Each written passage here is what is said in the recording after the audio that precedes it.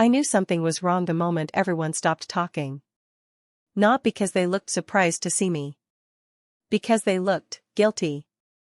A room full of smiling faces froze in the middle of applause. Wine glasses hovered in the air. My husband's hand was resting on another woman's shoulder. Then someone whispered, barely loud enough for me to hear. She wasn't supposed to be here yet. My heart dropped so fast I actually grabbed the doorframe to steady myself. It was our 25th wedding anniversary. At least, that's what I thought everyone had gathered to celebrate. People always said my husband, Daniel Carter, could plan the perfect surprise. He remembered birthdays without reminders. He still left little notes inside my lunch bag after 25 years. Every Friday morning he brought me coffee exactly the way I liked it, one sugar, a little cream, never stirred. So when he insisted I spend the afternoon at the spa while he handled everything, I smiled. "You deserve to be spoiled today," he'd said, kissing my forehead. "I already am," I'd answered. I meant it. At 48, I believed I had one of those rare marriages people secretly wished they had. Not perfect. But real.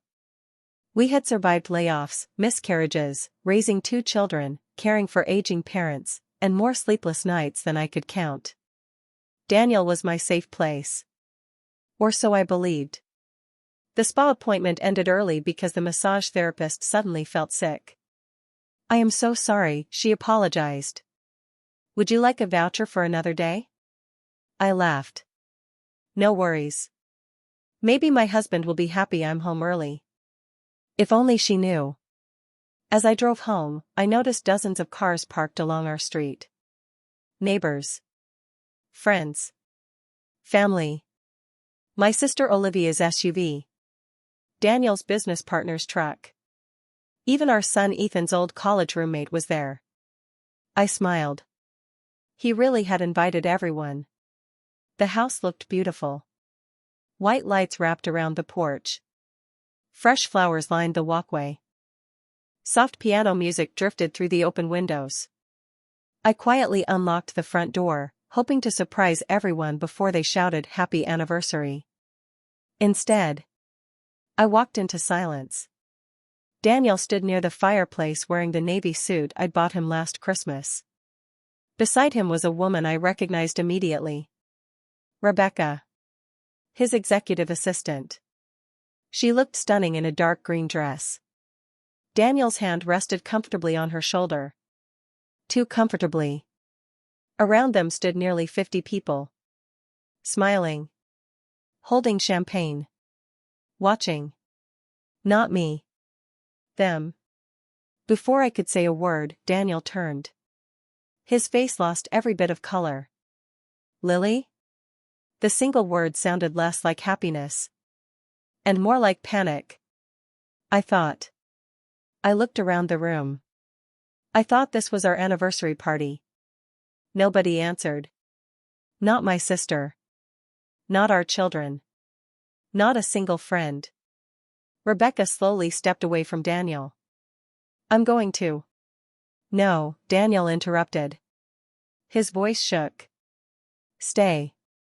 "Stay? Why would she stay?" My stomach twisted into a knot. I forced a smile. "Okay, someone explain the joke." No one laughed. Instead, Ethan walked toward me. My 23-year-old son couldn't even meet my eyes. "Mom. Don't mom me." I looked from him to my daughter Sophie. She looked like she'd been crying. "What is happening?" Daniel took one slow step toward me. "Lily, please let me explain." I held up my hand. "No." I pointed toward Rebecca. "You explain." Rebecca looked terrified. I don't think I should." "Funny," I replied. "You seemed comfortable enough standing next to my husband a minute ago." Several guests quietly slipped toward the back door. No one wanted front row seats anymore. Daniel rubbed both hands across his face. "This isn't what it looks like." Every wife who's ever been lied to has heard those exact words. I felt my chest tightening. "Really?" Yes. Because from where I'm standing, it looks exactly like my husband is celebrating something with another woman. He took another step. Lily.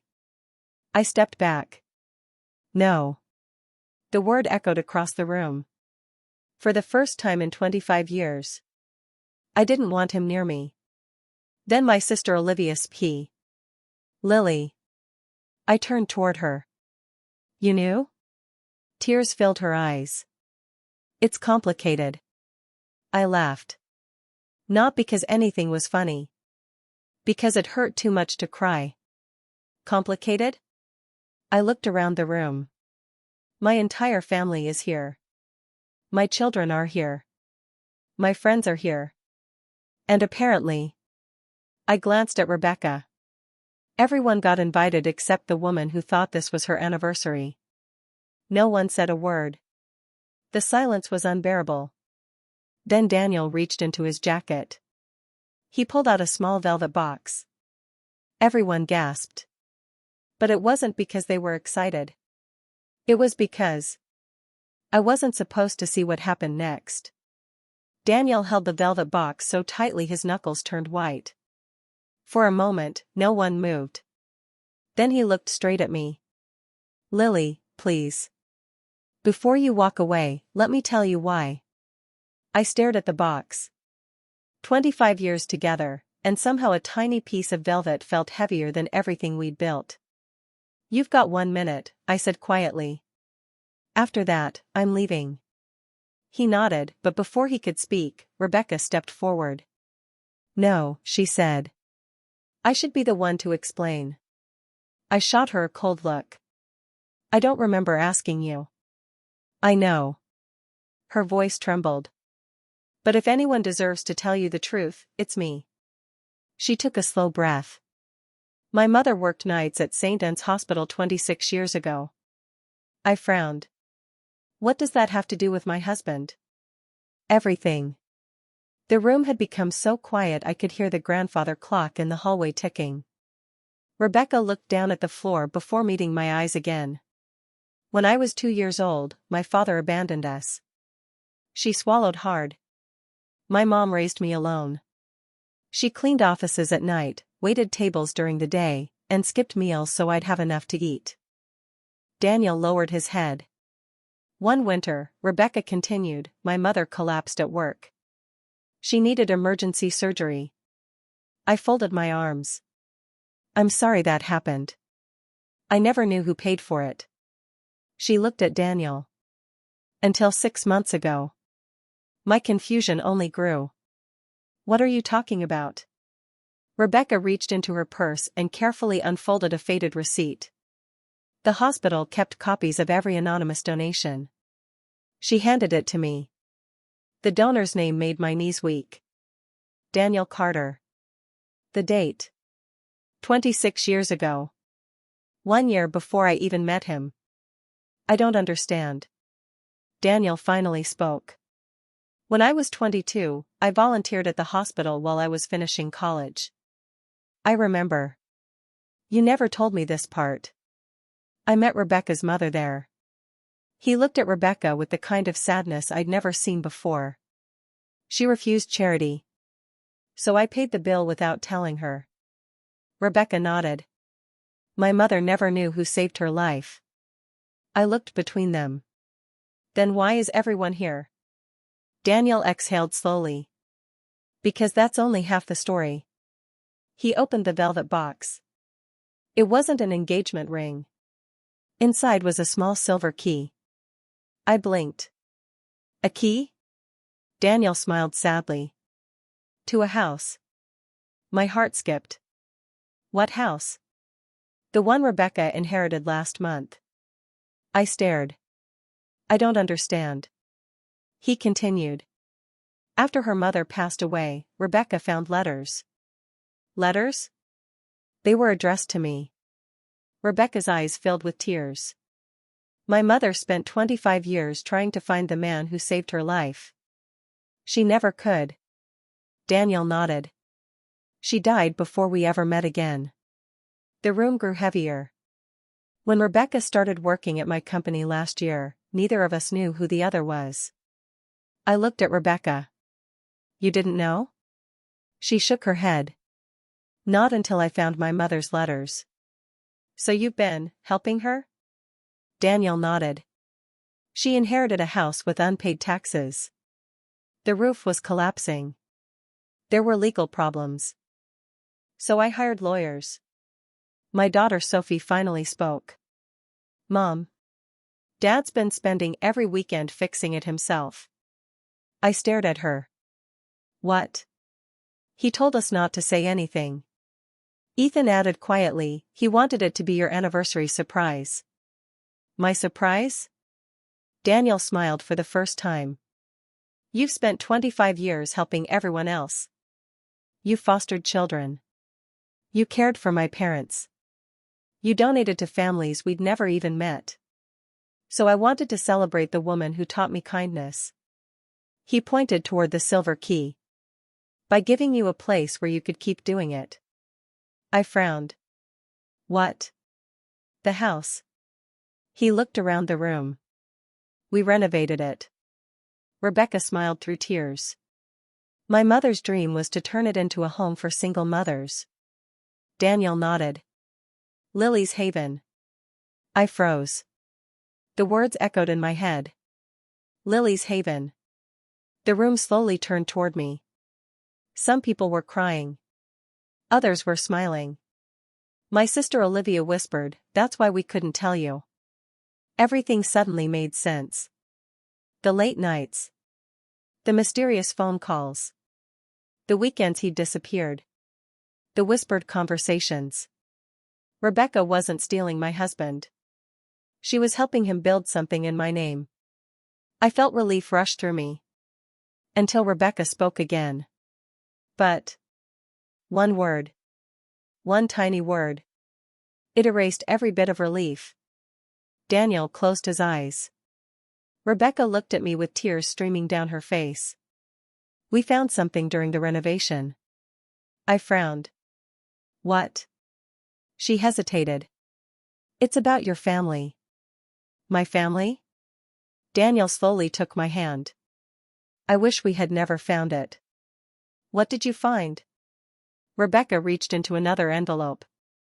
Inside was an old photograph. The moment I saw it, I couldn't breathe. Because standing beside my late father was a little girl I had never seen before. And written across the back were 6 devastating words. To my daughters, one day you'll meet. My fingers shook so badly that I almost dropped the photograph. The little girl couldn't have been older than 6. She had dark curls. A bright smile. And my father's eyes. The same warm brown eyes I'd seen every day of my childhood. I looked at Daniel. This has to be fake. He didn't answer. I looked at Olivia. Tell me this is fake.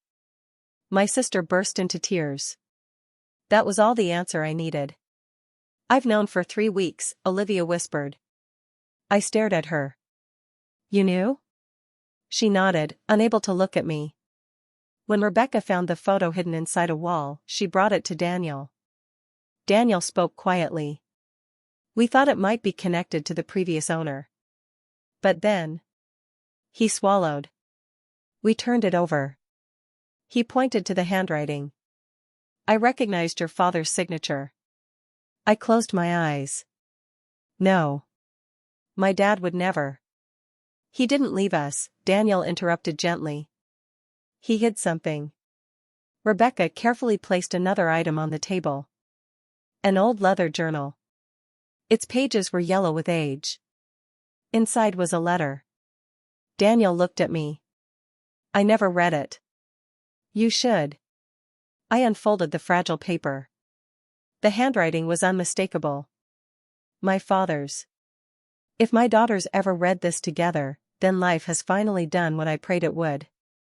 My vision blurred. Lily, if you're reading this alone, then I failed. A tear landed on the page. Years before you were born, I loved a woman named Margaret. We were young. We had a daughter. Her parents took the child away after Margaret died during childbirth.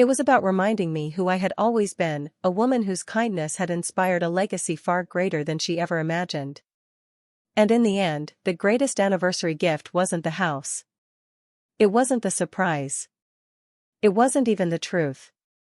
It was discovering that love, no matter how delayed, still has the power to bring a family home.